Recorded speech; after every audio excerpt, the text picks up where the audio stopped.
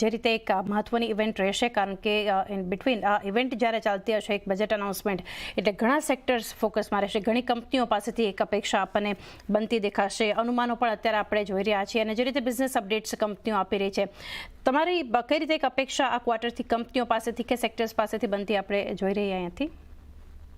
આપણે રિસન્ટલી જે પણ Q3ના અપડેટ્સ જોયા એમાં એસ્પેશિયલી હું જો બેન્કિંગ સેક્ટરને હાઇલાઇટ કરું, બેન્કિંગ, એનબીએફસી અને ઇન્સ્યોરન્સ, તો આઈ થિંક ત્યાં ડેફિનેટલી લાગી રહ્યું છે કે earnings momentum will be intact અને રિઝનેબલી સારો ગ્રોથ જોવા મળશે from the entire BFSI vertical, whether આપણે પ્રાઇવેટ સેક્ટર, પબ્લિક સેક્ટર બેંક્સની વાત કરીએ or for that matter NBFC. In fact એનબીએફસીનું જે બેઝ છે એની ઉપર આઈ થિંક ખૂબ જ સ્ટ્રોંગ ગ્રોથ આપણને જોવા મળશે.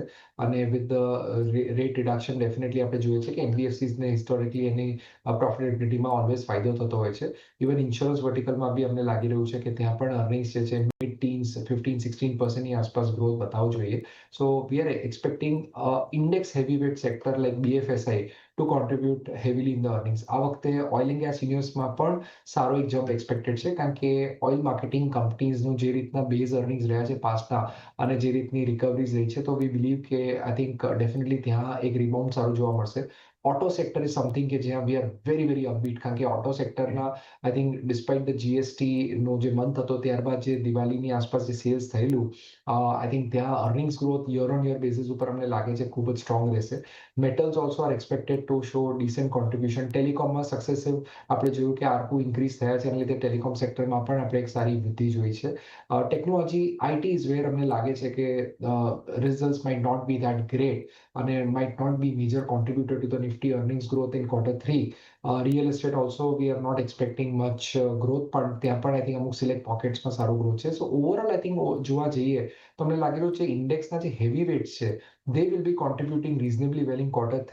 એટલે જ અમારું માનવું છે કે Q3 year on year જે earnings growth છે that I think can be penciled into the tune of 12%.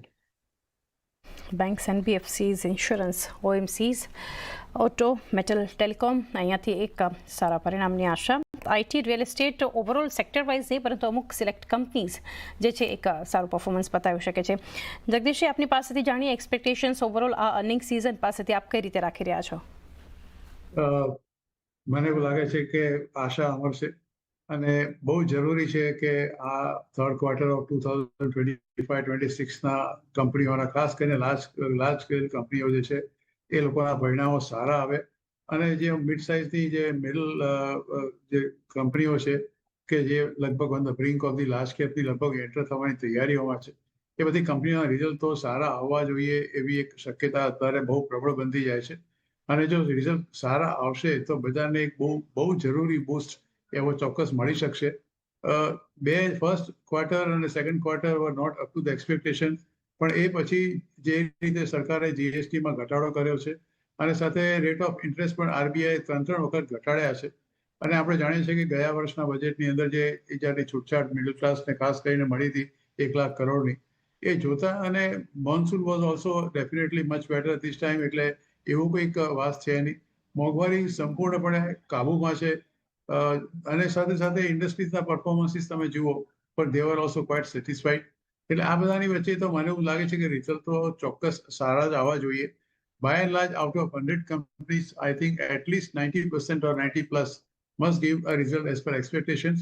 જો આ રિઝલ્ટમાં કોઈ ગડબડ થઈ કોઈને કારણસર, અથવા કોઈ કંપનીના જેના વિશે લોકોને મોટી બહુ આશા હોય છે, એસ્પેશિયલી લાર્જ જે કંપનીઓ છે એમાં, મને એવું લાગે છે કે કદાચ બજારનું સેન્ટિમેન્ટ ફરીવાર ખરડી શકાય. પણ બાય એન્ડ લાર્જ મારું તો માનવું છે કે the one trigger which is going to be there is the result of the Q3. શરૂઆત મને લાગે છે કે 15મી જાન્યુઆરીથી થઈ જશે, અને ધીરે ધીરે કરતા by end of January or middle of February મોટાભાગના કંપનીના પરિણામ આપણને જાણવા મળશે. એક નોન ઇવેન્ટ બજેટ મારી દ્રષ્ટિએ તો ગણી શકાય 1 ફેબ્રુઆરીનો, કે જેમાં બજેટ આવવાનું છે. રવિવારે છે, અને રવિવારે જ બજેટ આવવાનું છે, એટલે કદાચ રવિવારે પણ શેર બજાર ચાલુ રહેશે એવું અત્યારે ધારણા છે.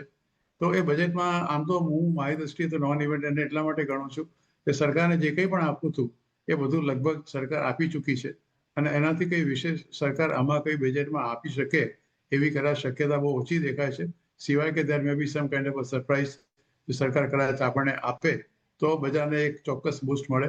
પણ બજેટ પર મદાર ઓછો છે. Q3ના પરિણામ પર મદાર વધારે છે.